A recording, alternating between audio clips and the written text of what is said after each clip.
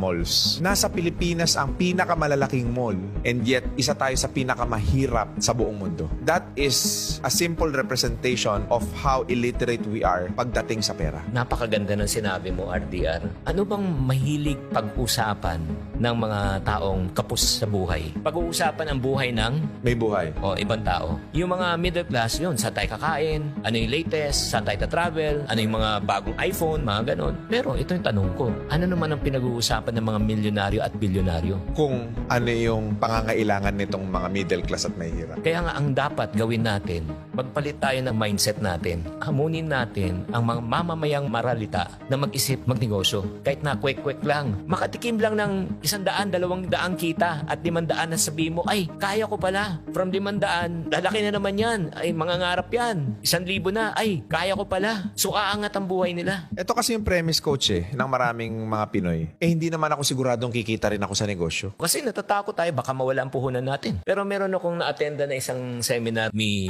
Senator Manny Villar. Sabi niya, nagtataka ako sa ating mga Pilipino, bakit tayo natatakot mamuhunan at mag-umpisa ng negosyo? Walang-wala na tayo eh. Nasa ilalim ka na nga eh. Ano pang mawawala sa'yo? Eh wala ka na at the first place. Ang dapat daw matakot na mamuhunan yung mga tao may milyon at bilyon. Nakakatakot mag-drive pag di mo alam. Nakakatakot mag-bike pag di mo alam. So anong solusyon? Pag-aralan mo. Natatakot ka magnegosyo at mag-invest dahil hindi mo. Alam. So anong solusyon? Alamin mo. Kung gusto nyong maging magaling sa pera, ayusin yung mindset. Tama. Isa pang aral na tinuro sa akin ng aking ina. Nung minsan nag-uwi ako ng bike, sabi niya, pag yan, nasira, meron kang sirang bike. Soli mo yan. Kung hindi mo kaya, huwag kang manghiram. Siyempre, sama na loob mo. Mahirap na nga tayo, wala na tayong pera, minsan lang ako manghiram, tapos pinagkait mo pa to sa akin. Na hindi ko alam, napakagandang leksyon yan. Kasi sinabi niya sa akin, pag sinanay kita na manghiram, ngayon nanghiram ka, laruan. Paglaki mo, anong hihiramin mo? Pera. Kasi ang konsepto ng hiram, you want it now.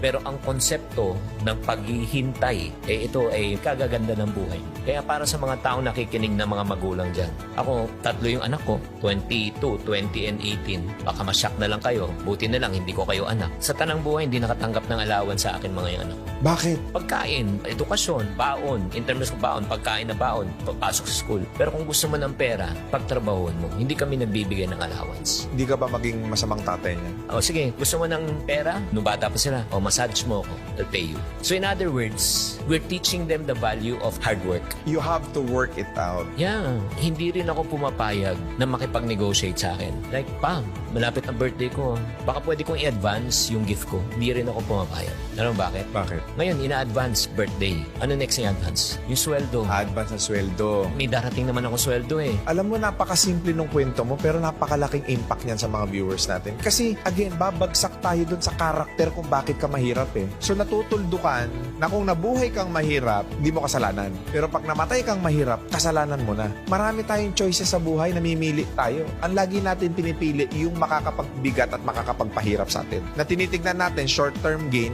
na, magbe-benefit ako ngayon, okay ako, pero long-term pain. One of the greatest law that I've learned in life is the law of opposite. Principle yan. Parang law of gravity. Hindi mo pwedeng labanan ng gravity. Kahit anong kulay mo, timbang mo, itsura mo, pag tumalong ka ng building, babaksak ka. Ganon din ang law of opposite. The short-term effect is always the opposite of the long-term effect. If you play now, petik-petiks ka, you pay later. If you spend now, magpakayolo ka, okay lang. Gusto mo yan eh. Pero wala kang ipon later. Suffer later. If you save now, you enjoy later. If you build your business now, diba? You retire later. Huwag mong solusyonan ng mabilis yung problema. Ang unahin mong solusyonan yung kaisipan mo. And then the rest will follow. Ito pang isang law na naunawaan ko na sinusundan ko sa buhay. You cannot solve a permanent problem with a temporary solution. Ang ganda, no? You got to solve a permanent problem with a permanent solution.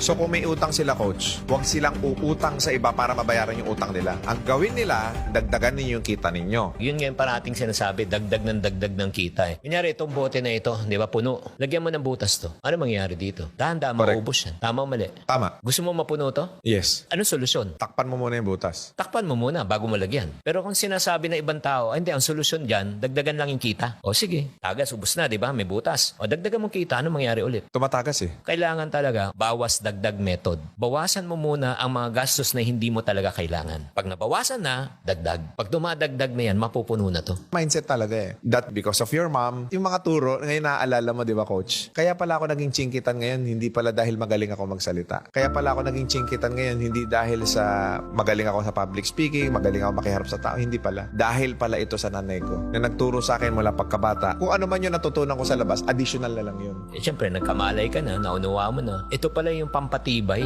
Para sa akin, ma-reject yung masabihan ng masasakit. Okay lang. Normal. Kinakatakutan ko sa buhay ko ay maghirap. Kasi alam kong mahirap na maging mahirap eh. At ayaw ko na bumalik sa ganung sitwasyon. Kaya nga, para sa mga tao nakikinig at nanonood ngayon na natatakot na magnegosyo, pumili ka na rin ng takot. Ano mas nakakatakot? May nagkasakit sa pamilya, kailangan mo pumunta ng ospital, i-ospital ang iyong mga mahal sa buhay at wala kang kapera-pera at mangungutang ka sa mga mata pobre mong mga kamag-anak. Ano mas nakakatakot? Eh ako takot na ako sa ganung mga sitwasyon eh. Kaya sinasabi ko, basta marangal, gagawa ko ng paraan para makalabas ako sa ganung klaseng sitwasyon. Marangal, moral, ethical, gawin mo.